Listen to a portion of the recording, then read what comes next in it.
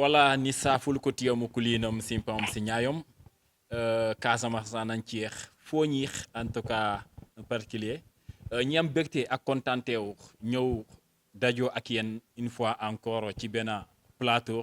ñëw ra waxtaane ay points yoo xam ne yu bëri waaye plus particulièrement ñu war a waxtaane wu lii di boucle di foñi ci loolu ñi am bégte contenté wu di recevoir si en tout cas suñu biir plateau kii di en tout cas grand frère kii di monsieur ñi gën ko xamee ci Ibrahima Anelka Sané Anelka ñu ngi lay siyaar. maa ngi leen di delloo ziar Njomba Safano Sankare Sakola Safa Kola comme tu dis là Ibrahima Anelka Sané Sindian coordinateur du mouvement Fognola. merci beaucoup Anelka comme nu mu présenté woon tey dañuy ñëw waxtaan wàllum boucle di Fogni boo mooy en tout cas thème principal bu ñu war a waxtaanee Anelka nga nekk coordonnateur du mouvement Fogni Yoro Laal Fogni Yoro Laal mooy suñu moomeel mooy Fogni boo xam ne bu ñu bokk mën nga ñëwaat un tout petit peu expliquer ñu exactement mouvement boobu naka la taxawee ak lan mooy exactement objectif mouvement bi ndax pour boucle di Fogni donc wala xam dafa am yeneen abcès. voilà maa ngi lay gërëm di la sant di waxtaan parce que si sujet boo xam ne bu ma xam la bu ma miin la mooy le Fogni le mouvement Fognola nu mu sosoo parce que auparavant dañoo créé woon benn activité mu ñu doon wax union des jeunes du Fogni man plus particulièrement avec beaucoup de jeunes de Sindian on s'est levé on parlait un peu des difficultés de la zone du Fogni dañu doon jóg wax dénoncer quand on voit des choses on dit lii def na lii def na lii def à travers quelques jeunes du village de Sindian dont je coordonnais au fur et à mesure muy def muy am ampleur et le besoin s'est senti par rapport à d'autres entités et on a généralisé ça et on a parlé pour le nom du Fogni. Le Fogni, quand on a parlé le nom du Fogni, on ne peut pas commencer. Le Fogni est grand. Fogni dafa rëy. Fogni rëy na rëy boo xam ne mënoo ñëw xëy benn fan rek jël lépp mais bu ñu commencé ñu ne pourquoi pas ñu commencer dans l'arrondissement de Sindian. Dans l'arrondissement de Sindian ñu woote benn assemblée générale et tout le monde nous a répondu. Ils nous ont répondu, on est venu, on a discuté. Dans les 4 communes de l'arrondissement de Sindian fu nekk am na représentant Fognola noonu lañ ko sosalee pour waxtaan mbirum coono Fogni kii di pour les problèmes du Fogni dit pas la route seulement c'est beaucoup de choses loo xam ne parce que le Fogni a beaucoup de mal moo waraloon ñi créer mouvement Fognola bi waaw. loolu moom c'est bien tey dañuy waxtaanee ci contexte boobu en tant que coordonnateur tey ñu bëri dañuy wax wàllum boucle di Fogni te am na lu bëri loo xam ne lu nekk ci biir li nga xam ne ñeneen ñi comprendre ñu ko wala xamuñu ko surtout xamar ndaw yi wala mag yi en tout cas ñoo xam ne ñu ci wax tey bu ñu nee boucle du Fogni daan ngeen xeex dëmb di dénoncé wu lii di mouvement bi bu mu sapoo ak tey ëpp na 5 ans te en tout cas yàgg nga di combattre ci loolu lii boucle du Fogni bii nii tey bu ñu nee xam rek bu ñu waree présenté wu brièvement en tout cas lii di boucle du Fogni naka lañ ko mën a présenter exactement boucle du Fogni. waaw le pourquoi xam nga chaque fois quand les gens parlent du Fogni rek on te parle de la boucle du Fogni. le pourquoi salaamaaleykum booy waxoo Fogni rek dañu leen yoonu Fogni parce que pour Fogni amul yoon le grand problème du Fogni c'est la route parce que route boobu noonu bu amee rek ça va désenclaver beaucoup de choses mu loolu moo tax koo gis ku jóg rek daf lay waxu boucle du Fogni ku jóg mu ne la Fogni rek nga ne ko boucle du Fogni le pourquoi mais xoolal entité Bignona yi département Bignona mais fépp am yoon sauf Sindian sauf Fogni Fogni moo amul benn pénétrante sax boo xam ne goudron la yeneen ni ay route nationale ñoo fay romb mais dans le cœur du Fogni il y a pas de goudron amul fenn même 1 mètre de goudron amut c'est ça qui fait que les gens boo ko wax rek mu ne la boucle du Fogni le pourquoi parce que tey yoon boobu noonu bu amee ça va désenclaver beaucoup de choses l'aspect économique l'aspect social l'aspect sécurité l'aspect lii dina dox mais tant que loolu amul ça va freiner beaucoup de choses ñun nag dañ jóg di wax mais xam nga tey wàllu mu Fogni comme li ngay waxee nii on va parler de la route on va parler autre chose parce que tey yoon bi c'est une priorité et beaucoup de choses il y a beaucoup de priorités dans les priorités et on a choisi la boucle comme une priorité faveur mais il y a tant de choses loo xam ne dañ ciy wax pour le Fogni moo tax pour bokk yoon bi c'est notre mal le plus nécessaire. c'est sûr. parce que nawet bu jotee rek on est coupé du département et loolu mooy suñu xeex yàgg nañu xeex loolu depuis woon ba léegi ñu def benn tampon régime bu bees bu ñëw bu ñuy saluer le président Diomaye ak le président Ousmane Sonko premier ministre du Sénégal te yàlla def na ñoom ñëw nañu ay doomu fii lañu xam nañu suñu problème Yankuba il fut ministre et fils du Fogni tout l'espoir était permis avec lui que tout sera fait bon mais jusqu'à présent ñu ngi stand by. waaw nañu fay ak loolu moom xam nga ñi ngi xaar c'est vrai que nawet moom yoon bi moom vraiment dem dikk bi dafa métti trop di nga mujjee def contournement mais ci boucle Fogni bii nii yan localité exactement ñoo concerné xam nga cette boucle di Fogni yan localité exactement. xam nga concept boucle di Fogni bi xam nga Fogni pour nga doon boucle ça sera très difficile pour dire vrai xam nga tey Kalunaay boucle la cercle la def Buluf cercle la def mais Fogni mënul doon cercle deful cercle. parce que boo commencé Fogni bi fii nga jël fii depuis Bayla ba antenne fële lampan fële yëpp Fogni la ba nga dugg ci biir ba ginnaaw ci bi jon ba Kanjaaju pour nga am benn yoon bu lay defal boucle nii day métti mais néanmoins loolu y a des pénétrants des traversées yoo xam ne si ça se fait rek ça va toucher beaucoup de zones maintenant pour une première suñu xeex bi yëpp suñu xoob bi suñu wax bi yëpp bu bëri bii y avait une promesse de 50 kilomètres environ yoo xam ne dañu war a def ces 50 kilomètres yooyu day jógee Bignona abattoir mu def bu Toolet mu def Kañaru mu def Sindian mu def Ñancit mu def Jakoy mu def Bulingoy mu def Djibi Dione pour une première comprendre nga am na tamit tracé bu ma gis temps yi buy def foofu Djibi Dione ba génn Siliti am na beneen buy dugg Bayla ñëw ba Djibi Dione maanaam bu jógee Bayla dem même Mampalago xam nga yooyu yëpp ay raccourcis la yoo xam ne yuy permettre nga am accès yu bëri ci Fogni comprendre nga c'est ça notre problème mais pour une première nañu essayer bu ñu essayer benn ñu am dara boo xam ne benn 50 kilomètres benn 100 kilomètres boo xam ne commencé nañu ça va soulager ça va faciliter parce que te entrée Fogni bi yëpp presque fii la Bignona la mais xoolal nawet bi. Comment ça se passe? Djibi Dione, il sort de Djibi Dione, il passe par Sindian, il Bignona. Tu sors de Bayla ou la frontière à l'intérieur, peut-être tu passes par Sindian. Carrefour là. Économiquement, tu sors de la Gambie, tu viens là. Oui. Mais il faut un moment, ay jamono bi nga xam ne bu ñu doon tracé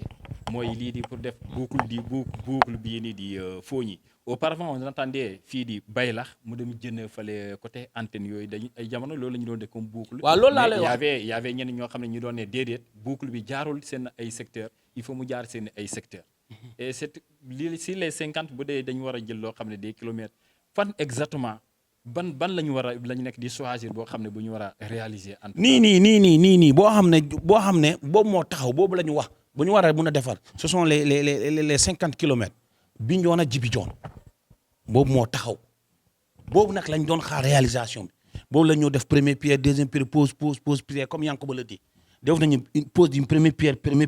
pose de la première pierre de la première pierre pose de la deuxième pierre de la première pierre comprendre nga moom te mu ñëw mu ne ñu après nawet bi après juste l'hivernage ils vont entamer les travaux de la boucle du Fogni ba tey nawet bi passé na on est au mois de décembre commencé wut ñun ñu ngi xaar yoon boobu noonu mooy Bignona ba Djibi Dione moom la ñu war a defar boobu boso moo gën mais am na yeneen yoo xam ne yu ñu génnee ci benn plan bu ma gis fi plan Casamance kii Diomaye pour la Casamance gis naa foofu des tracés yu ñu génnee mais qui sont dans le Fogni 3 tracés yoo xam ne génn na pour le Fogni comprendre nga mais la priorité la route qui doit être faite c'est la route de Bignona à Djibi Dione pour une première phase. mais on a vu beneen constat mooy côté boo jëlee Médieg yoon boobu gars yi demoon nañu en tout cas ba ñu bale ko ay temps ñu génnee garab yi comme si boobu moo war a doon travaux bi. boobu yoon boobu noonu ñi nekk côté. waaw boobu laa lay wax noonu yoon boobu noonu. yoon boobu laa lay wax nii boobu moo jógee Bayla dañ ko bitimé dañ ko def latérite boobu ñëw nañu projet PPDC bi PPDC ñëw nañu def nañ boobu mooy Bayla ba Mampalago boobu moo jaar Bayla ñëw Suel ñëw ñankit ñëw Sindian mu def tout droit dem Megeg Tankorong Gungulu ainsi de suite noonu ba génn Mampalago waaw boobu moo génn yoon yëpp loolu laa lay wax c'est des trucs yoo xam ne c'est des yoon yoo xam ne yu traversé biir Fogni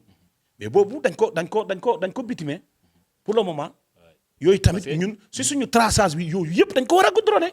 parce que loolu la xam nga on se pose des questions à savoir ñu ne c'est quoi exactement l'objectif de cette liggéey yoon yi ndax yoon yi dañu ko c'est juste pour bitumer ou bien defar ay pont wala xam rek c'est juste pour mettre du goudron. c'est-à-dire ñun suñu problème mooy toutes les routes yoo xam ne accessibilité pour les populations du Fogny nañ ko goudronner mais xam nga jamono ji boo ko waxee nit da ngay wax nit la rek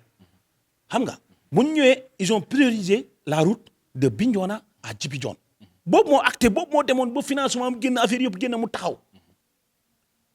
yaa ngi comprendre yeneen yi la si suñu plaidoirie yi suñu yeneen la ñu nekkee pour ñu mun ko def mais là ce que je peux te dire c'est la route Bignona Djibidione moo taxaw kañ lay commencé demoon na ba ñu commencé defar point yi affaire yooyu noonu dem mu arrêté par l'entreprise Areski moo gagné woon marché bi ba ñu jox ko avance de démarrage l'État avait donné l'avance de démarrage à Areski mu commencé par les ouvrages ce qu'on dit ouvrages métalliques les ponts yooyu affaire yooyu jékki-jékki ils ont arrêté depuis boobu ba tey mu taxaw et le nouveau gouvernement est venu c'est la continuité et ils nous ont promis après l'hivernage ça se fera on est là à attendre et on verra ce que ça va donner. mais est-ce que population bi tamit vraiment dañu leen impliqué ci lii di waxtaan nañu ak ñoom pour outil concertation xool exactement ñoom tamit ñu bokk ci ñu ne ok lii la ñu bëgg ñu jaarale yoon bi ñu liggéey d'abord bii nii ou bien xam nga ñu liggéey bee parce que piste yi bëri nañu kooku se dit Fogny rëy na c'est pas comme Kalonaay wala Buluf bi nga xam ne ñoom rond la. waaw mais est-ce que population dañu leen impliqué si débat boobu débat seen traçage boobu noonu ils ont fait ñoom ñoo def seen traçage bi ñëw ñu ne nii la ñuy def nii la ñuy def nii la ñuy def nii la ñuy def comprendre et on a suivi c'est par rapport à parce que le Fogny si tu parles il y a trop d'arguments yoo xam ne bi permis nit ñi ku nekk ngay wax say arguments. Exactement. Il y a trop d'arguments yoo xam ne yeneen tu peux le dire d'autres tu peux pas le dire mais ce qui est sûr l'État est venu ils ont fait seen choix xool nañu def nañ seen diagnostic fan la ñu war a fan la ñu mën a tàmbale moo tax quand ils avaient commencé par rapport à la bitume kii nu mu tudd defar rang-rang yoon yi la route de Bignona Signa n'a pas été faite ils ont priorisé pour faciliter les gens de Djibidione mu dugg si ay ñoom yoon yu dem Diokadiou yoon yu jóge Bayla yoon ji Mégué Tankoron actuellement Sindian ou New York si Lenkin c'est bien fait par mooy mooy kii bi ak la route nationale bi ñoom ñoo ko dagg foofu noonu Sindian si Lenkin c'est très bien fait mais latérite là yaa ngi comprendre dañuy désenclaver certaines zones yoo xam ne ça on permet aussi yeneen di jóge di ñëw centré au Sindian di gën mais la route boo xam ne boobu la ñu war a def te moo gën a toroxal Fogny bi mooy Bignona Djibidione. mais le mouvement votre mouvement Fogny Yékeen à un moment donné on n'entend plus de ce mouvement demoon nañ ba ñu ne peut-être xanaa mouvement bi dafa tas wala le fait que tey kii di Anelika dem bokk ci nguur gi que cela en tant que coordinateur déggatuñu leen fenn ou bien qu'est-ce que lu tax ba déggatuñu leen fenn exactement. vous savez dans un combat il y a des hauts et des bas dans le combat booy xeex booy taxaw booy def yenn yi yàgg naa nekk ci nguur bi yàgg naa jóg wax ci nguur gi c'est libre hein? Les gens comme tu le dis beaucoup de gens le disent dañuy ñëw dañu la jënd non j'ai commencé la politique avant de diriger le mouvement Fognola et j'ai critiqué par rapport à ce mouvement depuis bu ma xamee ba tey xam nga ni ki je suis politique Anelka est politique mais quand je suis dans le Fognola je ne suis plus politique taluma luy politique et pourtant pour preuve quand fii fu mu toll nii le Fognola est structuré comme suite il y a 4 entités ak man muy 5 dans chaque commune il y a une organisation il y a un bureau du Fognola à Djibidione il y a un bureau le nouveau secrétaire général du conseil départemental c'est le président du Fognola dans la commune de Djibidione il était du PASTEF et quand je parlais quand je faisais tout le coordinateur de Suel la commune de Suel son coordinateur c'est Sidia il est du PASTEF le coordinateur de Lampan c'est Sékou Koli il est du Taxawu Sénégal le coordinateur de Sindian c'est le feu Abdoulaye Touré il est du CDD moi le coordinateur général du Fognola j'étais de Bourabé après quand je suis sorti de Bourabé je suis parti chez Doudouka le mouvement Dogu pour le grand Sénégal de Doudouka jusqu'à présent je suis là-bas. voilà ci loolu parce que tey da nga gis ni yéen mouvement bii nii c'est vrai que ça c'est une fierté gis ni couleur yi bëri foofu mais est-ce que ci loolu ça va faciliter votre combat yéen. Ça nous a facilité le combat. parce que kii dina xëcc jëmale booram kii xëcc naa non il faut ma jëmale. Dans notre bureau je te dis cohésion extraordinaire moo fa nekk. Il y a pas ça. Les colorations politiques là amul effet. Je te dis le combat du Fogny c'est pas uniquement la route. Beaucoup de gens pensent que c'est la route seulement. Il y a beaucoup de choses. Et par rapport au bilan qu'il dit ça et ça et ça. Et pourtant il y a beaucoup de bilans. Le pont de Djibi Dione a été fait. Désenclavement extraordinaire et tant de choses. Tant de choses, la rébellion, la paix en Casamance, la paix dans le Fogny. C'est la cause principale. Parce que pour pouvoir faire des actions, pour pouvoir travailler, pour pouvoir engager ci yeneen yow tey ba lii mu mun a am jàmm moo fi am. bu ñu fi tegoon ay fetel tël nii kii du sañ a taxaw fi yow doo fi sañ a taxaw pour interroger ma ku nekk day xool yoonam boppam. Mais cette cohésion là. Ñun suñu combat le Fogny là ba suba ba gannaaw suba on est en train de faire des actions surtout par rapport ak loolu. Et ci loolu il y a dafay am benn genre je sais pas ndaa stigmatisation je sais pas parce que chaque fois dañu ne mais à quand Fogny am en tout cas lii di goudron souvent bu commencé ñu ne il y a l'effet en tout cas des mouvements. xam nga moo tax ma ne l'effet boobu noonu nit ñi dañuy dem mbuubu ci rébellion bi. pour bañ a def. Mais tamit nit ki suñu mbubu si dara yow ñu ne la sa yére yi ngay sol day tilim sa yére yi ngay sol tilim suba solo yére bu set ba pare nga ne léegi sol naa yére bu set maa ngi nii lañ def ni moo tax notre combat c'est de pouvoir montrer aux gens que ce fléau que vous êtes en train de lancer dans le Fogny là nous on l'a éradiqué en faisant quoi en faisant bloc et tout le monde ku nekk wax ñu waxtaan ñi nangu déggoo ñi mun a doxal Fogny bi à travers la paix parce que tey le raisonnement d'un gars de la frontière et le raisonnement d'un gars de Sindian diffère et nous on est tous du Fogny. Mais je suis à Sindian, je suis bien habillé, je suis très bien, amna courant, amna électricité, amna lep. Un gars de Kandiadjou ou bien un gars de Djokadou ou un gars d'ailleurs, il n'a pas ça. Pour me charger portable, il faut mu ñëw ba Sindian pour me charger ko. Kooku noonu nan nga koy gisee? Nan la lay gisee yow mi Sindian? Boo demee di ko wax da ngeen yow da nga ñu bëgg a yàpp. Yow tu as l'aise et tu veux te foutre de nous. Cette réconciliation des cœurs là, union boobu noonu, la paix là, c'est notre combat. On se déplace, on discute avec les gens, on sensibilise les gens, on mobilise les gens pour que jàmm am. Si jàmm boobu la ñu nekk la cohésion du Fogny, c'est benn point aspect bu extraordinaire par rapport à la bonne marche du mouvement Fogny là. Bah ça c'est sûr. C'est notre combat et on est en train de le faire fièrement. On travaille du jour au lendemain, faciliter les gens, faciliter les acteurs économiques, redonner d'autres images pour le Fogny à travers en tout cas maanaam dem gis comme li ñuy wax doxaan nga dem doxaan ay banques ay investisseurs. ça c'est sûr. ay investisseurs ay ñeneen pour ñu mun a développer zone bi.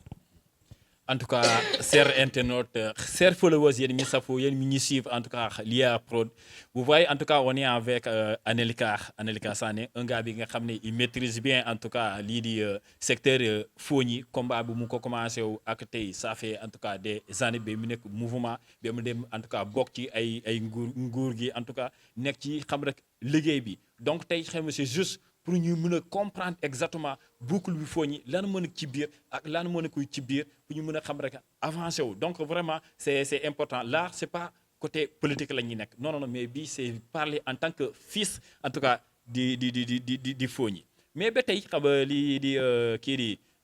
Anelika naam benn en tout cas question boo xam ne buy ñëw bi nga xam ne dañu ko bëgg a laajte mooy lii di kilométrage distance lii di boucle du Fogny il faut xam exactement boucle du Fogny parce que bu ñu doon liggéey lii di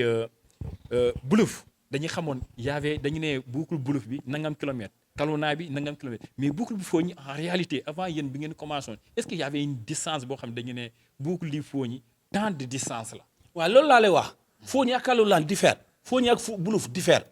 structuration Fogny mënoo ñëw jël nga ne lii la moo tax ma ne la pour la première phase mu ñu wax. bu ñu nekk di def c'est 50 kilomètres c'est de Djibi Dione à Bignona yaa ngi comprendre amul yoon boo xam ne buy ñëw benn tracé boo xam ne buy def tous les villages du Fogny amul yaa ngi comprendre léegi de Bignona à Kandiadjou c'était amoon na tracé boo xam ne de temps de Omar Lamine bu ñu defoon tracé boobu noonu bu ñu waroon def boobu mooy boo yeggee Kandiadjou tu es en Gambie ça va permettre les gens d'accéder directement à Gambie de Bignona à Siliti douane yi fu ñuy taxaw da ngay ñëw ba Djibi Dione boo ñëwee Djibi Dione nga romb dem jibiyam nga dem Neema nga continuer noonu Tambacounda ba génn jibi kii nu mu tudd Siliti est-ce que tu as compris yooyu yëpp ay yoon la moo tax yoon yi foo ñu amul loolu mais bu ñu defaree Bignona ba Siliti ñu defar Bignona ba Kandiaju ñu defar Bayla ba Mampalago wala ba Silinkine comprendre ñu def Kandiaju ba Oulampan est-ce que tu as vu parce que boo jëlee boobu à partir de Kandiaju ba Oulampan ça va te faire comme ça léegi mun nga jógee Siliti Kouram mun nga dem ba Kouram boo jëlee Kouram mun nga ko def nii ba Kandiaju nga génn ba Oulampan. là ça va déclencher côté boobu. ça va déclencher l'économie de la zone. dafay gën a kii quoi. ça va faciliter l'économie de la zone. c'est comme maintenant traces yooyu noonu yëpp. c'est des traces yoo xam ne yu possible yu mun a nekk. mais pour nga ñëw nga ne Fogny point A fii ba point B amut. c'est des raccordements ba loolu moo mun a am mais yooyu yëpp baax na. xam nga tey si on est ambitieux trop ambitieux c'est bon ils n'ont qu'à nous commencer quelque chose rek bu ñu commencer quelque chose au fur et à mesure ça va venir c'est de ça que je te dis moo tax mënoo ne lii ce que je peux te dire loo xam ne ils ont promis et loo fa fi nekkoon fii loolu moo fi waroon nekk mooy Bignona Djibi Dione loolu moo nekk sur toutes les lèvres des gens mais ñun notre préférence qu'on fasse toutes les routes du Fogny c'est notre préférence. Bignona Djibi Dione ban budget bu ñuy alloué ban genre financement exactement bu ñu tegoon sur place pour réaliser cette kii bu Bignona ba Djibi Dione bi nga xam ne déclenché woon na. boobu noonu état bi moo plan spécial la fa ñu nekkoon def mooy Sénégal émergent bi fii le plan Sénégal émergent ñu ñëw tegoon fii c'était un budget de 11 milliards et quelques financé par l'État du Sénégal et une banque anglaise. ñu demoon ba tout était accordé ba ñu dem ñu jox avance de démarrage à l'entreprise Areski commencé tuuti ñu arrêté bu ñu arrêté ba tey yoon bi mënu la demal nii boo xoolee boo génnee abattoir juste am na pont bu nekk foofu boo rombee boobu balaa ngay bu toolee am na pont bu ñu defar boo rombee foofu noonu nga dem boo duggee Kañaru am na pont Kañaru boo avancé balaa sorti Kañaru bi fële am na beneen pont yooyu yëpp defar na ils ont fait 5 ponts. donc tey di bu doon pourcentage dañu ne ban niveau pourcentage la ñuy kii woon par rapport liggéey bu ñu waroon def ñoom ak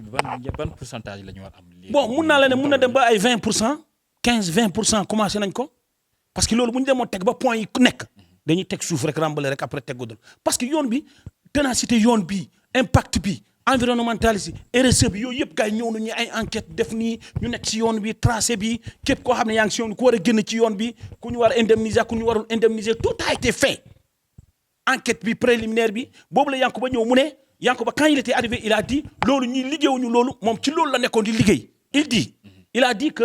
moom dafa ñëw fii mooy les tenants et les aboutissants bi yoon bi les études d'impact nangam social environnemental yooyu yëpp def na ko ba tout est bouclé. C'est le ministre Yankuba en tant que ministre des infrastructures qui l'a dit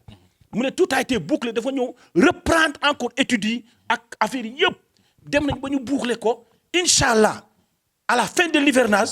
tout est prêt à la fin de l'hivernage ils vont entamer les travaux. Oui, ça on a entendu ça période Gamou du Fogny maintenant quand ça se pose cela veut dire que lépp def nañ ko léegi des na état bi joxe xaalis bi ñu déroulé te ñun ci loolu option boobu lañ ne ko on est optimiste par rapport à ça.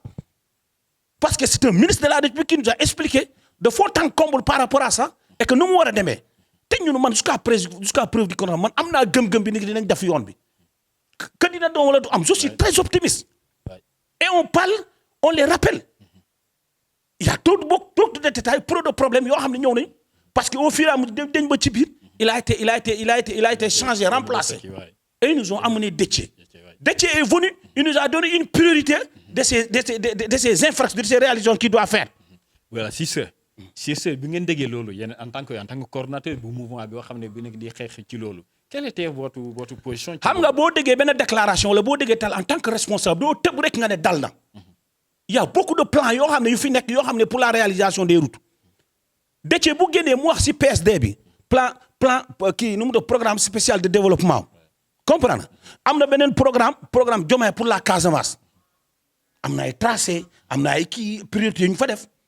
S'ils n'ont pas inscrit le Fogny là ici, la boucle du Fogny ici, ils peuvent l'inscrire là-bas. Nous, on est en train de s'approcher aux différents responsables. Nous ramener les gens qui peuvent nous dire quelque chose de concret. Et on a fait on est en train de faire des micmacs pour rencontrer Yankuba en personne, en tant que fils du Fogny et en tant que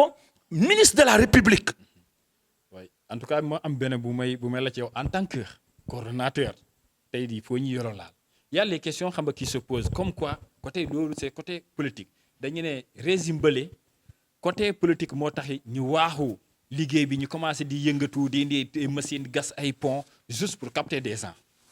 far ba ñëw ba régime boobu wàcc continuité la c'est vrai Yankuba bu mu ñëwee tamit ba mu annoncé wu loolu qu'est-ce que les gens ont dit ñu ne ah kii de Yankuba boo gisee mu annoncé lii nii c'est juste moom tamit boo gisee mu annoncé wu lii c'est juste pour gagner lii di Fogny pour moom xam rek fii fam ñu ne ok moomoon rek kii wul Fogny ba moom ñu wàccee ko si poste boobu si ñaar yi est-ce que tu penses que yow en tant que gis nga coordonnateur là je parle pas en tant que côté politique mais en tant que coordonnateur benn mouvement boo xam ne buy dox ci en tout cas lii di case bokku lii Fogny bii nii tu penses que lii yoon bi dañ ko nekk di politiser moo tax mu indi retard yi xam nga ku nekk yaay gis sa gis-gis tey xam nga lépp mun nga xëy wax li ngay wax boo ko waxee mais lu ci biir ku nekk xam na lan nga war a wax ak lan nga warta wax tey boo nekkee ci responsable ci benn affaire doo jóge fi ñu ne la liyaa day naan ndox bu sedd ma tëb ci biti ma dem fële ma ne liyaa moom day naan ndox bu sedd du ma ko def je vais m'approcher de liyaa discuter avec liyaa ba ma am lu leer ma soog a génn wax yaa ngi comprendre ils ont dit l'autre régime on a dit que l'autre régime mu ngi politiser yoon bi pour li yàq li malgré politique om boobu ni yëpp daanu na malgré toute sa politique par rapport nañ defar yoon bi dañu defar yoon bu ñu defar génnee nañ ko fi c'est là on parle plus de ça boobu génn na fi régime bu bees bi moo fi nekk Yankuba il a 2 casquettes il était ministre des infrastructures il est fils du Fogny Yankuba il est de Massara dans la commune de Djibidior Yankuba connaît très bien le Fogny tous les mal du Fogny Yankuba le connaît comprends nga il n'est pas étranger c'est un fils de la localité yàlla tey may na ko taxawaay boo xam ne il est au sommet de l'État ce qui était benn mythe chez nous le Fogny n'a jamais eu de ministre Dieu nous a donné Yankuba comme ministre toutes les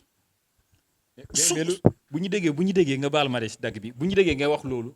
c'est comme si yow tey da la bett quoi parce que nommé nañu ko infrastructure vous attendez à ce qu'il réalise bii ni balaa mu wàcc. non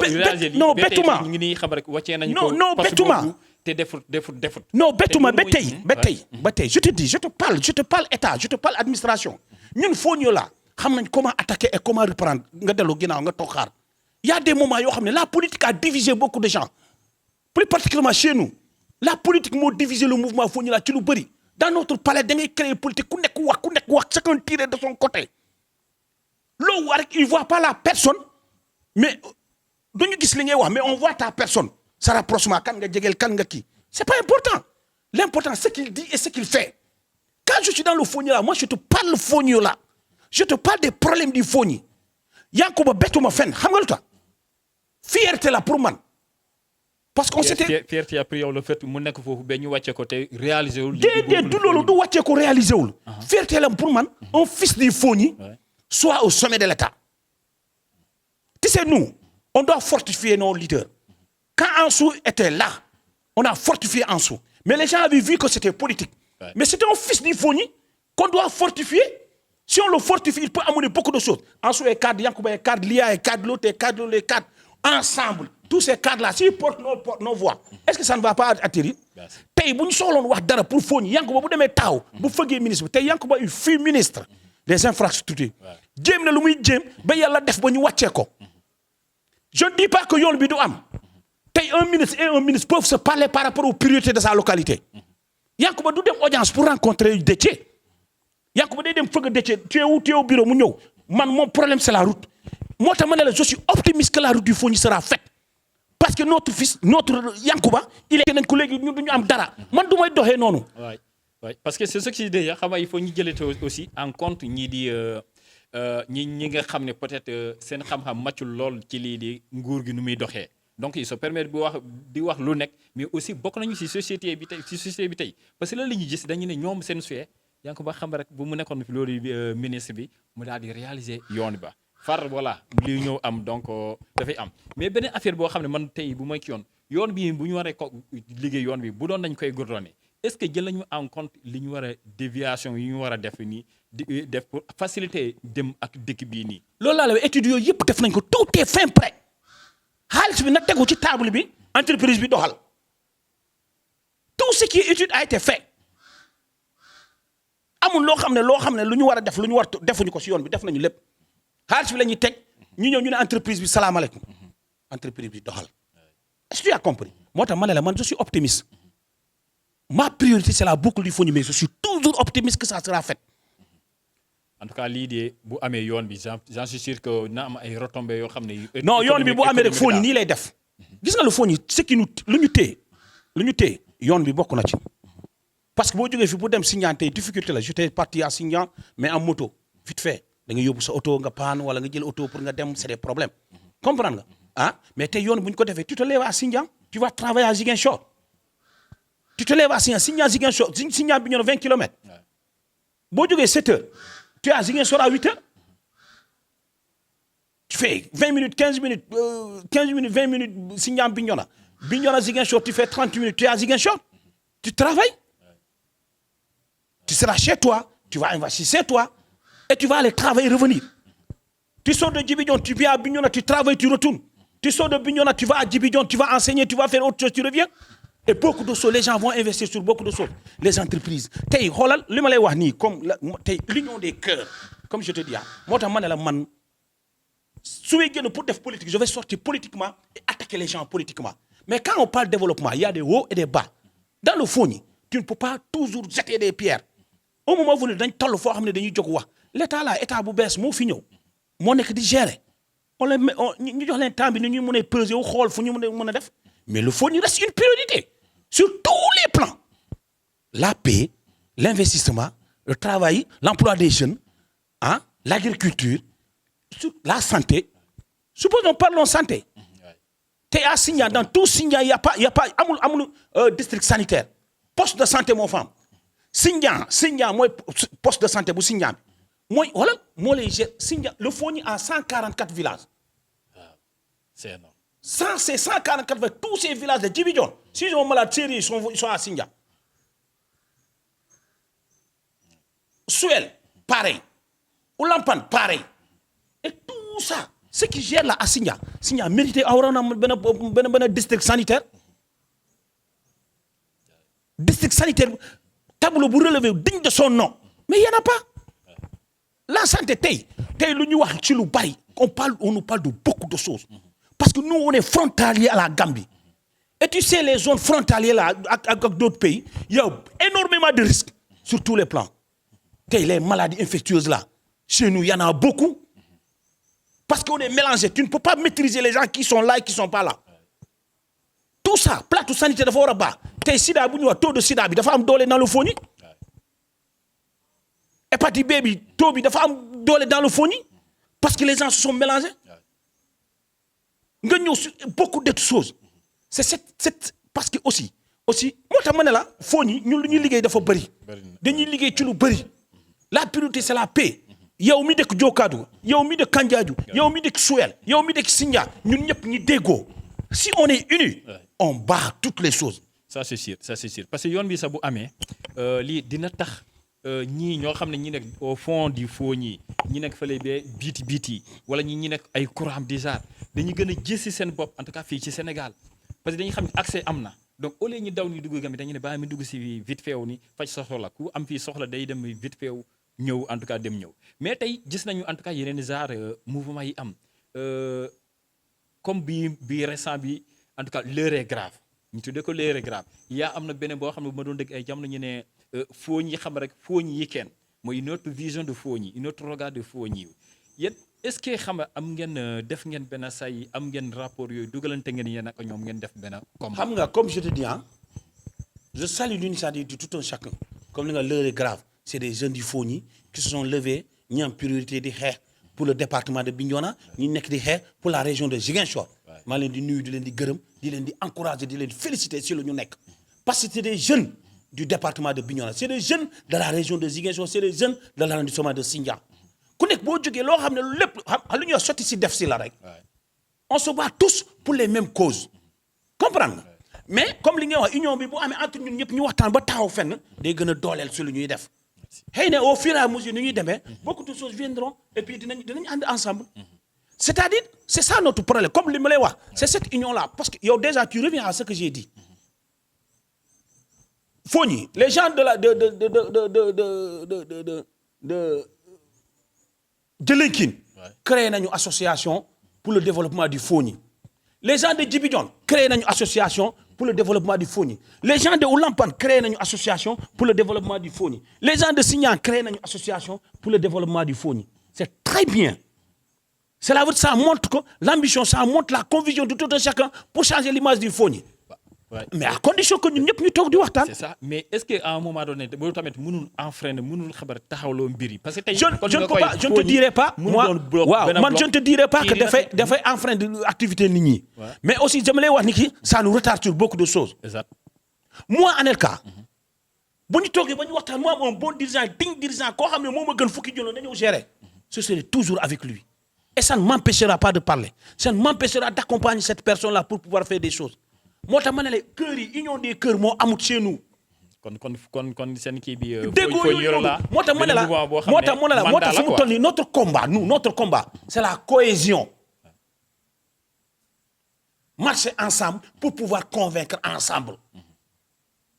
mais je te dis le regard du gars de la frontière par rapport à un gars de Sindian diffère à un regard du gars par rapport à un gars de Suel.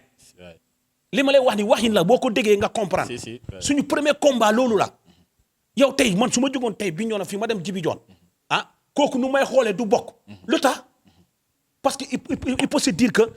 beaucoup que pour le ñaa ba koo ma moo tax on est en train de se battre alhamdoulilah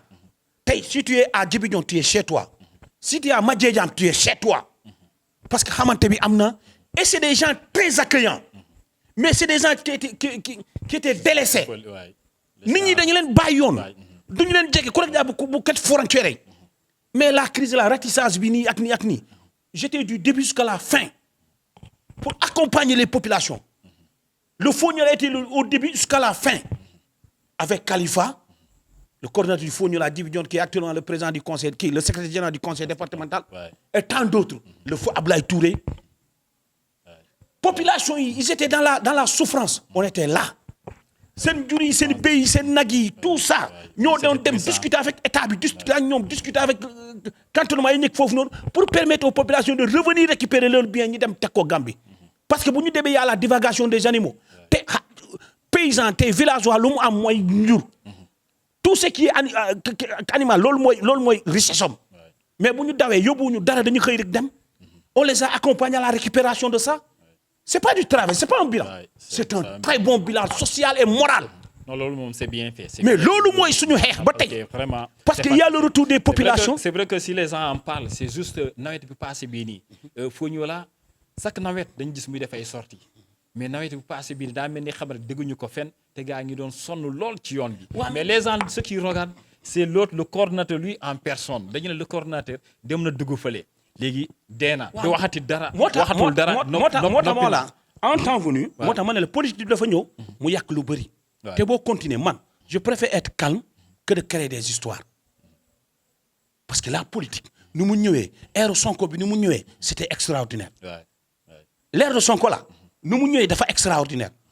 ça a bouleversé toutes les choses des gens. amul looy wax lu ñu la doon wax ñun Sonko wala ñun lii lañ gis ñun lii la politique est venue nous mélanger. moo tax ñu stand by toog xaar seetaan mais suñu toog xaar boobu suñu sorti yeneen la mais les actions yii comme li may wax nii dem jege nit ñi waxtaan ak nit ñi dem xool état bi dem xool armée bi dem xool lii xoolal lu ñuy def population nga bàyyi village yi les retourner les villages ils sont en train de revenir ak le plan Diomaye pour la Casamance ils sont en train de faire des merveilles certes il y a beaucoup de lenteur et beaucoup de déchets mais ils sont en train de faire des merveilles ils sont en train de permettre aux gens de revenir les populations ñu dellu si mais le mouvement yéen est-ce que mos ngeen rencontré kii di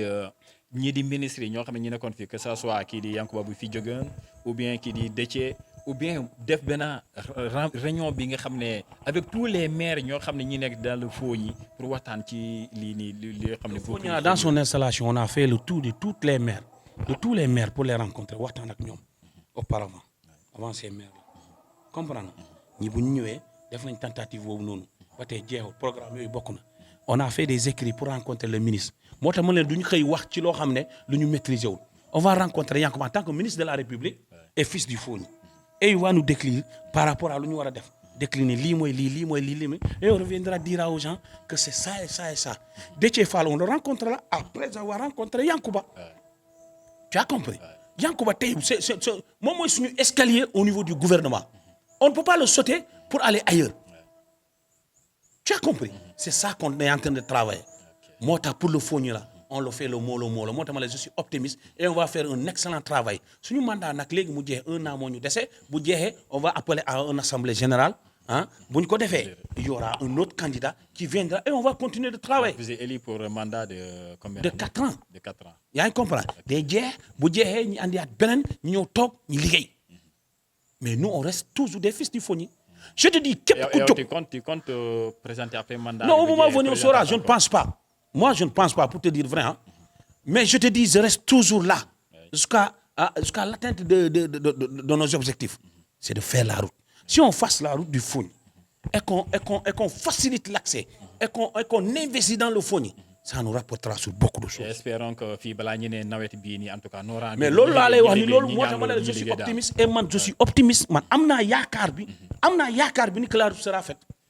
yaakaar laa am de. En tout cas si 2026 bi. waaw am naa bu amutee xam naa dañ leen dëgg quand même. di ngeen sorti yoo xam ne loolu même comme ça rek dinañ jóg dinañ wax on va parce que tey gis naa benn poste bu le chargé de la communication bu le ministre Yankuba bu mu def tey. Je l'ai lu mais bon je laisse ça en suspens. dama ko jàng lire naa ko lu mu fa bind mais je laisse en suspens je vais dérouler avec ñoom waxtaan ak ñoom partager ak ñoom xool lu ñuy def après je sortirai je parlerai. sagan tey jóg dem toog jóg nii di wax man loolu sonal ma politique su jotee je vais porter mon manteau de politicien je vais parler politique kenn du ma ci tere. Ça c'est sûr. En tout cas chers internautes dégg ngeen kaddu yoo xam ne yi dara ràccee si kii di en tout cas le coordonnateur di Fogni Yoro Laal donc xam nga suñu moomeel la mu gaa boo xam ne il maîtrise bien la chose maîtrise na bien lii di Fogni balaa ñu laal benn point tuuti ñu bàyyi ñu boucler bii nii quel est le message boo xam ne bu ngay bàyyi ñi nga xam ne usagers ñu war a emprunter cette xam rek dite boucle di Fogni une fois que boucle bii nii jeex yoon bi ñu liggéey ko ba mu jeex le message en tout cas yi nga lancé ñoo xam ne suñu ay parents wala ñoo xam ne ñu fa war a emprunter yoon boobu. non parents bi mooy tey les prières l'union des prières ñun ñëpp ñu bokk xalaat bokk jom bokk yéene le Fogni bu ñëpp bokkee yéene rek ça va aller. Et je remercie aussi par rapport à ce combat, comme le me l'a dit, les chauffeurs du Fogni là, à travers l'association des taxis Kalando de Sindia. Grand ñi dañuy xeex nawet day jot dañuy jël ay oto tibu xeer tibu suuf dem sotti yoon yi def saaku teg maa leen di gërëm à travers seen président Abdou les Toumani yi les consorts là dama leen di gërëm di leen sant parce que dañ xam ni ki ñun jógewuñu fena boo xoolee la création des Kalando de Sindia c'est dû à ça parce que képp ku am oto mu ne yoon Sindia on dit Sindia mu ne oh Sindia du ma fa ne yoon bi baaxul des jeunes des fils de Sindia ils se sont débrouillés à faire des empreintes ñu dem empreinte ñu dem leb ñëw jënd seen i Kalando ñu ñëw dox nawet bu jotee oto yëpp ay paan mais dañuy jóg defa tey Sindia tu te lèves à 7 heures nga dem jàngale Sindia da ngay jóg fii bi ñoon nga dem jël Kalando 1000 francs tu vas vite fait c'est des guerriers ils roulent à perte mais ils sont en train de faire leur job moo tax ñoom ñëpp maa leen di gërëm tout le monde les journalistes à travers Elthie Tafa qui fait la visibilité de la zone comprendre nga Pispa et un peu tout le monde Ansoumana qui s'est beaucoup battu par rapport au changement de l'image de Sindia. Mais quand on parle de développement, les gens vont t'associer pour voir diou qui rek nga ne ko politique là. Ah non, l'État est là, on doit accompagner l'État pour pouvoir faciliter notre développement. Ça ne veut pas dire aller militer là-bas. Ça ne veut pas dire les insulter, mais échanger avec l'État, les parler, les rappeler à leurs obligations et faire nos devoirs. C'est comme ça, on est tous des citoyens de la localité. ci loolu la amoon pour yokk ci loolu. Ok merci beaucoup chers internautes ci boucle Fogni bi lii la ñu amoon lu ñuy échange ci boucle Fogni bi mais tey en tant que moom tamit muy sol casquette bi nga xam ne homme politique tey mënuñu bàyyi nga dem sans pourtant ñu laal un tout petit peu si domaine boobu ñu mën a xam exactement ban mooy sa taxawaay ci politique. non man sama taxawaay politique comme li ma lay waxee je suis un membre du mouvement de Doudou Ka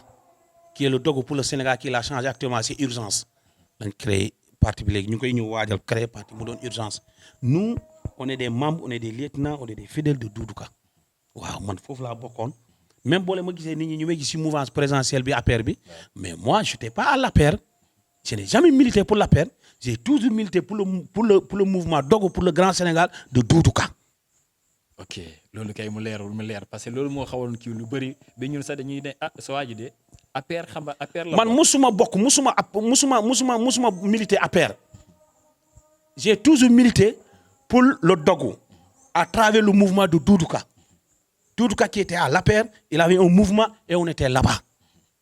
et ce mouvement là parce que leader mouvement bi tête bi on l'entend plus on le voit plus mu ngi ne teg kaaran gaa ngi wax lu nekk. daw na refusé na fële bàyyi na fii fu na tollu mouvement bi alors que yéen vous êtes là. Doudou Ka c'est un travailleur international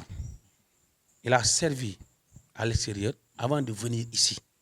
à travers le président bu nga ko gisee foofu mu andi ko fii ci yoonu yokkute bi il a fini sa mission ici il est reparti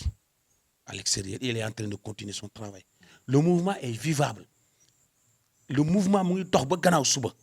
ñu ngi ci. loo gis lu nekk ak jamono mu waxtu la te y a l'ère de Sonko bu ñëw te yàlla jox na leen tandem Diomaye Sonko moo fi nekk on les regarde faire dañuy jël suñu temps ñi bàyyi leen ñu jot au moment venu dinañu ñëw on viendra waxtaan ak ñoom on viendra mais on est en train de consolider nos bases on est en train de consolider nos bases nous suñu comme lu ma lay wax rek la politique c'est pas l'animosité la politique ku nekk am nga sa appartenance politique en dehors de tout ça il y a la vie. surtout si foofu point boobu ban lien nga am yow tey avec cette nouvelle génération ñoo xam ne ñu bokk ci Pastef. comment vous. moi je suis ami avec tout le monde sans exception doo dem fen nga dégg Anelka mu ne diw nangam la ma saaga ndeyam dagg ndeyam du ma def loolu mais boo fi toogee dama leen man sama leader c'est le meilleur et je dis ses exploits et ma wax li mu mën ay wax lu mu mën a def ay wax li ma yaakaar ci moom yow tu dis sa leader lu mu mën lu mu mën a def tu as compris ku nekk boo defee loolu doo sonn ci kenn doo sonal kenn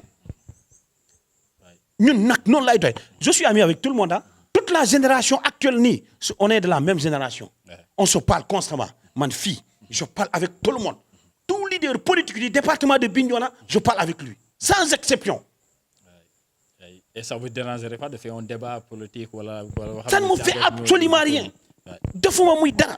tout leader politique du département de Bignona je parle avec toi. damay échanger ak yow boo amee programme boo ma ko waxee dinaa fa dem boo ma waxee lii ak lii nga xalaat lii boo defee loo xam ne neexuma dinaa la woo ma ne la ce que tu es en train de faire là c'est pas bon pour la population. je le fais. tous les maires de l'arrondissement de tous les maires de Bignona je connais. ku nekk je fais avec tout le monde. c'est ça la vie. moi je ne peux pas être complet pour tout le monde mais je peux me sympathiser avec tout le monde te loolu laa gëm mais politique bu ñu tolloo ñëw toog fii politique tu as tes appartenances j'ai mes appartenances tu parles ce que tu penses je parle ce que je pense et on continue demain on est ensemble et on parle ñu loolu lañ gëm politique bi loolu la tey Sonko ak keneen yàlla moo leen may ci loolu lañ nekk ñoom tey ñoom ñoo yor nguur bi nañu doxal ñi gis on voit beaucoup de manquements on voit beaucoup de lacunes mais mooy loolu surtout seen problème bi ça voilà loolu mooy loolu moi je ne suis pas du passif mais je ne souhaite pas ce problème là qui règle le problème pour pouvoir soulager les populations parce que le Sénégal souffre sur beaucoup d'aspects yaa ngi nii di dégg étudiants yi ñu ngi nii di xeex wàllu mu bourse wàllu mu lii Sonko moo fi newoon lii ak lii ngir yàlla nañu xool parce que lii yëpp crise yu tef nii c'est par rapport à leur crise là Diomaye Sonko moi nag franchement je ne souhaite pas cette crise au Pastef qui reste ensemble qui gouverne ensemble et on s'oppose ensemble. Ça c'est le message mais ci biir ñoom seen biir ñu def dislocation foofu ci biir coow dafay ñëwaat encore ça ne profite à personne entre ñoom ça ne leur profite pas et ça ne profite pas à la population du Sénégal. Exactement. Ça va bloquer nos projets ça va bloquer beaucoup de choses ça c'est sûr. nañ xool lu ñuy waxtaanee ñu continuer ñoom ñu doon bloc contre ñun opposition mais ñoom seen biir il faut pas le PASTEF ne peut pas être opposant de PASTEF Ouais, parce que s'ils le font rek ils vont nous bloquer sur beaucoup d'aspects. ça c'est sûr.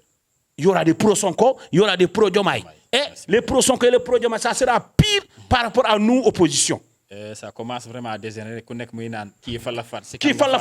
far et toutes les choses vont bloquer. Ouais. loolu moom franchement je les souhaite pas ça je veux qu'ils soient unis ñu bokk Pastef nekk fu mu nekkoon ñu continuer ñu xeex ñu yor nañ seen stratégie ñun yor suñu stratégie ñu continuer xeex ci loolu. tey mënuñu pare sans pour autant wax ñi député yi suñu député yi nekk fii di en tout cas département Bignona laa mën a wax est-ce que yow tu les sens parce que à un moment donné le vision nit ñi bu ñu xool dañu ne dañu xaw a absenté si les causes wala xayma mbëbëti secteur département bu Bignona bii nii yow lan nga gisee loolu pour répondre. Pour les députés ils sont en train de se débrouiller hein. Moi je te dis je suis républicain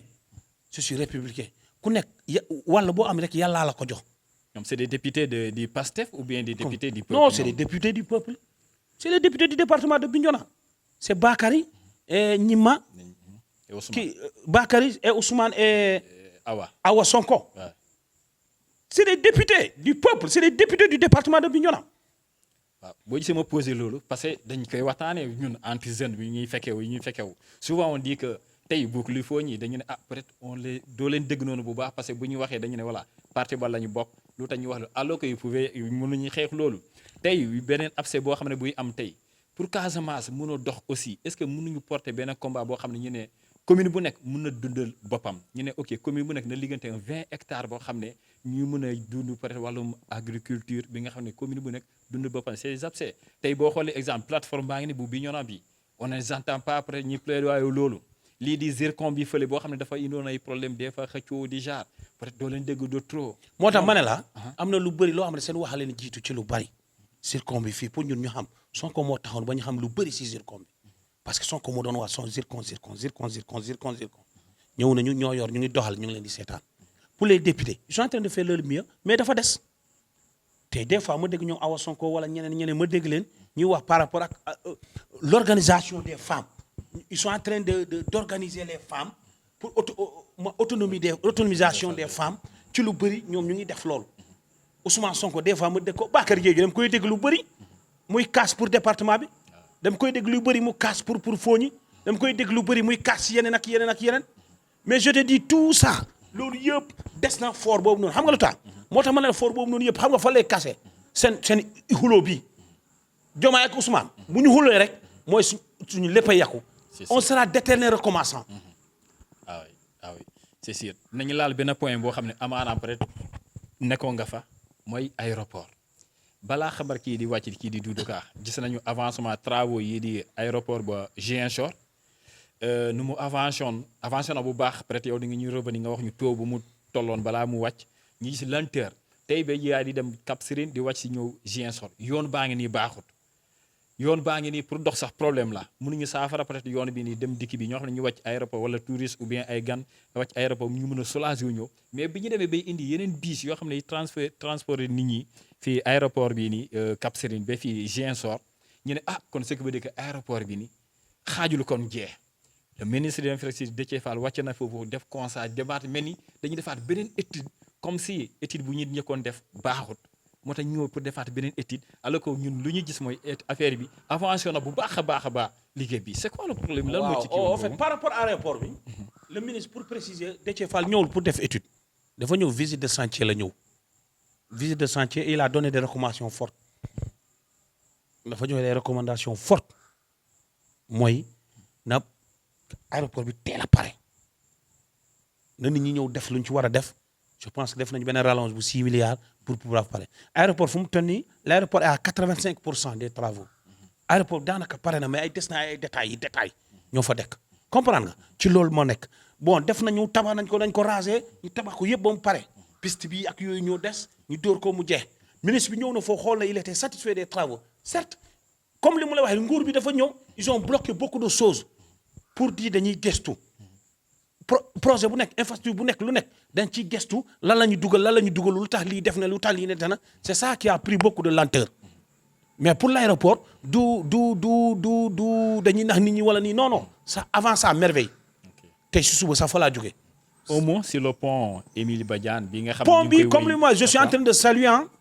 di gërëm samay mbokk ñu nekk di xëy l'heure est grave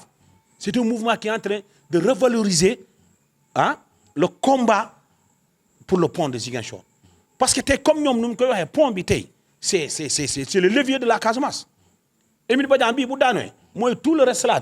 de Sédhiou à Ziguinchor tout ñëpp bokkatuñu de Sédhiou ba Bignona ba Tooboor kenn dootul dem Ziguinchor te pont bi c'est dangereux ñun coow yi bare nañu fii batalo Joola fi ni la ñu fekkee yóbbul nañu suñu cadre yëpp yóbbu nañu suñu borom xam-xam yu bari dañuy nalawaat fii encore ba pont bi daanuwaat fii nit ñuy dee mu defaat beneen catastrophe moo tax mes frères de l'heure est grave ils sont en train de se battre à travers POX à travers MLS à travers Paco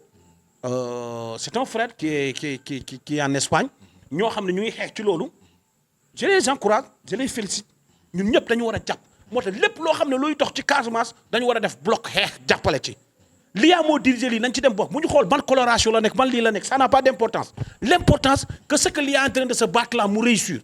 ñun ñëpp ñu gis ci suñu bopp bu ñu paree ku nekk dellu si nga continuer tu es dans ton coin mais l'IA bokkuñu parti sama yoon nekku si l'IA bokkuñu xel sama yoon nekku si c'est ça qui nous retarde à un certain moment on doit être bloc sur tous les plans. waay tey est-ce que mën nañu xaaree tey si le nouveau gouvernement bi ni ñëw wala ñu ne dañu la soxla pour nga dem bokk ci ñoom pour liggéey bi nii. waaw xam nga dañuy am déjà je suis dans le gouvernement je travaille je suis le responsable de la RSE des aéroports du Sud tu as compris liggéey la comme li ngay wax ñëw fi tëb tey suuf jóg fi tëb woo ma ñëw non loolu c'est pas mes objectifs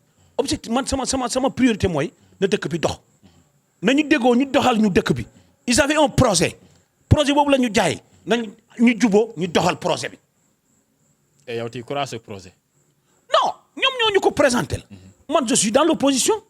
je jetterai toujours des pierres par rapport à ça mais ce que je crois mooy il faut que l'union am jàmm am dëkk bi ñu mun a doxal mais voilà ça nous profite leur division là ça nous profite nous opposition tu as compris je ne te dis pas je suis pas dans une opposition radicale boo xam ne baax na ma ne baax na kii baaxul ma ne baaxul non je ne suis pas dans ça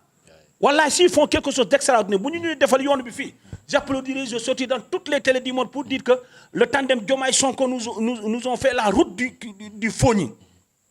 waaw ça c'est super benn abcès en tant que homme politique tey mooy la situation Guinée bi naka nga ko jàngatee ak aussi bii di Gambie ñi nga xam ne ñun frontières yi ak ñoom. xam nga instabilité yaa day ñëw baro muy wuti renfort ak bële dañu jàngatee kii boobu xam ne ce qui se passe dans la sous-région. xam nga instabilité Guinée ak instabilité Gambie bu amee rek ça ne nous profite pas c'est pas bon parce que yàlla dem nañ ba ñu am benn accalmie on est 3 pays frontaliers presque léegi yooyu noonu par rapport ak frontière dëkk yooyu noonu jàmm bu amulee Guinée ça va se répercuter sur ñun jàmm bu amulee Gambie ça va se répercuter sur ñun te on a très longtemps souffert par rapport à la crise de la Casamance là moo tax man ce que je vois mooy que nañu xeex ñaan ba jàmm am ci côté bu nekk loolu bu mu yegg si ñun parce que bu amee rek la Casamance sera une zone instable et si ça reste instable ça va profiter aux autres de faire ce qu'ils veulent la drogue la sexualité le trafic les tueries dafay bari te vraiment on est en train de respirer benn air bu nouvelle moo tax par rapport ak situation yi nii vraiment on ne souhaite pas que lii mu am. côté université bi lu xew ni jamono ji université wala kii bu fa nekk noonu. loolu laa lay wax wàllum bourse bi la état bi avait des solutions. Le PM avait des solutions par rapport aux bourses ça ne devrait pas arriver c'est catastrophique à l'heure là qu'on nous parle de paiement de bourse. Solution yooyu ani solution mooy payer les étudiants la bourse là c'est l'étudiant la bourse c'est sacré tu as fait l'université j'ai fait l'université un autre a fait l'université la bourse du salaire nit ñi les gens minimisent dañu lay fay nangam 100 francs boo ñëwee fay ko bourse actuellement on a fait la bourse pour tout le monde Macky Sall ñoo yokk bourse yi wàññi ticket wàññi def lii ñun auparavant tu recevais entre 18 000 et 36 000 boo ko jëlee nga jël sa rappel tous les nouveaux bacheliers yu ñëw ku nekk dina génnee benn 50 000 tous les anciens yu nekk ku nekk day génnee 50 000 dajale ñu dem jënd ay ticket on achète xoolal social bu nekk université amul fenn entre-aide bu nekk université amul fenn. Et quand tu entends des peut-être voilà ñii ñoo xam ne ay députés. xamuñu il faut ñu génnee. ces gens-là ils connaissent pas. qu'on enlève ça. parce que ces gens-là xamuñu dunduñu ces gens-là dunduñu université. la vie de l'université c'est une vie boo xam ne dañu war a fonk université dañu ko war a defar apprentissage la jàngat la xoolal yaatu xel moo fa nekk ça pousse ça force les gens à être ce qu'ils sont c'est des cadres socialement collectif parce que da nga ñëw benn néeg doo gis kii doomu ministre la doomu lii la képp ku fa nekk ku nekk ci néeg bi yéen a fa dëkk guddi vous pouvez être 12 mais boo yeewu si suba da nga fay fekk ñaari éponge aménagement bi social bi amul yëre bi maa ko moom amul lii bourse bi xaalis bi ticket yi da ngay jënd ticket teg ku ñëw nga jël doo gis ku am ak ku amul pourtant les 18 000 yooyu noonu les 15 000 yooyu noonu les 20 000 francs les 40 000 francs yooyu noonu yooyu ñooy tax étudiant buy ñëw pour génn sax day solu ba mais les politiques tous les leaders politiques ils se sont basés sur les étudiants là pour pouvoir se relancer. peut-être xaalis moo amatu moo tax mënuñu leen. mais xaalis bu amulee qu'il y ait une communication saine. Les dirigeants des universités il faut ñu am langage de vérité ak les étudiants buñ ko créer rek y aura jamais de problème mais boo ñëwee bëgg a nax étudiants yi bëgg a jaay étudiants yi bëgg a wax lii et il y a d'autres priorités yoo xam ne ñu koy def ces députés là qui parlent ils ont beaucoup d'avantages par rapport aux étudiants et pourtant les gens ne sentent pas beaucoup les étudiants les députés par rapport à la vie courante on sent pas beaucoup les étudiants on les sent pas pour les étudiants là les députés là et les étudiants ils sont là pour beaucoup de choses. nit ku jóge fi dem jàng ngay wax def nga primaire ba fii ñëw nga université nañu fay bourse yi arrêté bourse yi nangam looloo xam ne yow foofu nga ko fekk tu l'as trouvé là-bas et tu as vu que ça marche xëy na sa yow keneen loolu la jàppale tey moom bu nekk fi parce que ces députés là c'est Sonko qui les a mis là-bas Sonko université la jaar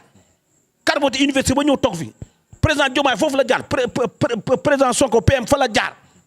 fierté locale. mais lu tax ne ko ñi di communiquer ñi bàyyi noonu ñi di xeex chaque jour ba policiers ñi ngi nii di daal di dugg enceinte loo xam ne lu gëj amul wala peut-être du ma ne mësut am mais ba di dugg di enceinte bi depuis kañ. xam nga ñun on a été à l'université ñun ñëpp. franchise universitaire yi amoon na. policier bu ñëw ci biti la ñam du ñu dugg université mais léegi dañuy lever bouclier yooyu ñëpp di dugal étudier policier ba ci biir. xoolal ce qui se passe à Dakar xoolal ce qui se passe à Dakar là actuellement aujourd'hui c'est grave. dañoo taxaw buntu Claudel ñuy dóor ay lacrymogène en face bureau kii nu mu en face pavillon jigéen yi ngay dóor pour lan loolu yëpp pour lan parce qu'ils réclament leur argent mais loolu boo amee ministre bi dama jóg na fii di wax le vrai problème ils ne disent pas aux gens c'est que les étudiants revendiquent ak moom lu muy wax c'est totalement différent yow étudiant bu toog 13 mois fayloo ko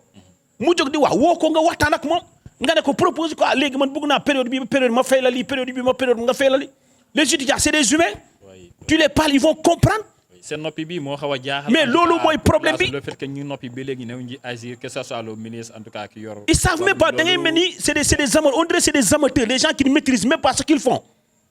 on cherche pas nangam c'est l'État c'est l'État la direction des bourses ñoom ñoo war a jóg communiquer ak étudiants yi fay étudiants yi seen xaalis ñi nekk ci jàmm. sinon lu muy dem nii y a quelqu'un qui l'avait dit dañuy continuer xeex fi ba étudiant dee fii dëkk bi dégénéré et ça loolu on le souhaite pas vraiment on a assez de morts qu'on gère le pays de telle sorte que coow du am fen waaw loolu laa amoon pour wax par rapport à cas boobu. c'est bien merci. balaa ñu dàgg mooy wàllum tey dañuy gis ne à un moment donné phénomène boo xam ne gars dañu ne jàpp bi nit ñi moo bëri ay genre comme nu mu tudd defante la daal di voir jaay doole la wala jàpp bi fii. lu ñu collé woon mooy yenn peut-être tey opposition bu léegi ñu ne la sàcc nañu xaalis bi c'est ça la ñu ancré aussi nit ñi dañuy sàcc détournement lii mais ñeneen ñi ñu koy gisee comme quoi ñu ne non jaay doole la lan nga gisee loolu exactement. waaw xam nga moo tax ku nekk ni ngay ñëwee ak sa système dirigé la. ñoom xëy na ils ont opté pour ça nañu def ñoom ils ont senti que les gens là ont volé. te képp ku sàcc ñi dem jàpp la andi la. yàlla ñu jàpp yëpp bu ñu ñëwee tamit ñu ñëwoon ñu preuve ni kii mu dafa sàcc moo tax ñu jàpp ko nangu nañu lu mu sàcc wala def nañu lu ñu def nii amul problème. et l'opposition mu ngi dund existe l'opposition yow santi nga ni opposition. mais l'opposition mu ngi dund. à sa manière parce que ñu gisee ñu ne chroniqueur ñoo am mais pas. non opposition mu ngi dund ils sont dans leurs organisations yu normal jarul par exemple 5 ans là ils ont fait 2 mois 2 ans 5 ans là yaa ngi comprendre jarul ku nekk ak sa stratégie la yow boo ñëwee pour def sa émission tu as ta stratégie d'émission yow doo koy def noo ko sentir noonu nga koy def keneen tam bu ñëwaatee fii nu muy superposer caméra mag yu muy def bokkul ak yow yaa fiy dogal yaa nekk di def dogale rek loolu nga sentir liggéey pour dëkk bi dox nañu def rek ñuy gis loolu du dëkk c'est la cohésion même nit ki def na lu bon woo ko teg ko wax ko li ak li nga jaaral ko ci yoon mais au finish day dem mel ni comme vengeance la parce que boo jógee nga ne diw moo def ni dañ ko jàpp diw moo def ni au voleur au truand au nangam et depuis loolu ba léegi yaa ngi si même chantier boobu noonu tu ne progresses pas pousse au passe loo et tu continues dans ça on attend ñoo yor fort nañu doxal rek ñun on est là on attend. merci beaucoup vraiment seen tenor kàddu yi rafet na vraiment dégg ngeen en tout cas lu muy indi mooy si pàcc boobu balaa boobu xam naa ñu jël nañu temps bu bëri en tout cas monsieur Sané kontaan nañu bu baax a baax dalal la xabaar fi ñu plateau mën nga ko bañ nga ne non ñii de bàyyi sa waay c'est des gars yoo xam ne voilà amuñu peut-être xam-xam amuñu expérience mais nga nangu lu ñu ko wax vraiment di ñu koy proposé kañ ngeen di pare boo leen pare rek pare na vraiment kontaan nañu ci bu baax a baax. boo xam ne voilà balaa fin balaa ñu lay bàyyi. waaw on est tous des fils de Bignona te ce que vous faites là vous faites la promotion de Bignona vous faites la promotion de la jeunesse yi muy yow jeune nga ñoo ne de la même génération Anifana on est de la même génération te ku nekk ak sa wàll ñun am na lu ñu fu ñu munee yéen am nga foo leen munee ce que vous faites là vous le faites pour tout le monde ku musul dégg dina dégg ku comprendre yeneen dina ko comprendre ku bañ comprendre dina ko bañ a comprendre ku nanguwul dina gën a gëstuwaat pour mu mun a gisaat leneen ci loolu lañ koy waxee c'est pas dans l'animosité mais c'est dans le fair play ñun ñëpp man li may wax nii du ñëpp ñoo d'accord man tam lu ñeneen di wax du lépp laay d'accord moo tax lii sant mu yàlla la dama wax sama xalaat sama wàllu mu bopp man à titre personnel lii laa xalaat ak li ma xam expérience bu ma xam ci lii laay doxal moo tax maa ngi sant ñëpp gërëm ñëpp ku ma saaga sant naa la ku ma sant naa la ku gis lu may wax nii baax na gërëm naa la ku gis ni ki lu may wax nii baaxul gërëm naa la parce que suba dinaa améliorer aussi beneen façade par rapport ma bañ ko décevoir moo tax vraiment je salue tout le monde seen spectateurs yi seen tout le monde tantu waaw képp koo xam ne mu ngi seetaan fi jël na tànga mu toog di seetaan di leen di gërëm tam ngeen may ma opportunité bi ñëw wax ak nit ñi vraiment je vous remercie de votre en tout cas merci beaucoup chers internautes yéen mi ñuy suivre en tout cas que ça soit d'ici ou d'ailleurs ñi nekk dans le diaspora ñi nekk fii di diwaanu Casamance ñi nekk en tout cas département région de Ziguinchor département bi de Bignona en tout cas lii la ñuy am tey lu ñu échange ak kii di en tout cas Ibrahima Anelka Sané mu nekk coordonnateur mouvement Fogni Yololal dégg ngeen lu mu wax ci en tout cas ci boucle di Fogni ñu bëri tamit tey xam naa ni j'en suis sûr que nañu gën a comprendre xam exactement lan mooy boucle Fogni ak lan moo ci untu lan moo nekk en tout cas ci biir détail yooyu parce que nit yi loo comprendre te boo ci waree wax rek da ngay di njumte kontaan nañu ci bu baax a baax en tout cas vraiment bu dee débat yi kaddu yi jaar nañu yoon c'est ça l'objectif bu dee am na tamit ay dëgg-dëgg ngeen xam ni voilà nit dong lañu voilà njumte dafay am aussi vraiment kontaan nañu baax ji salu ji kontaanu beef nag fi kenn di week-end encore merci beaucoup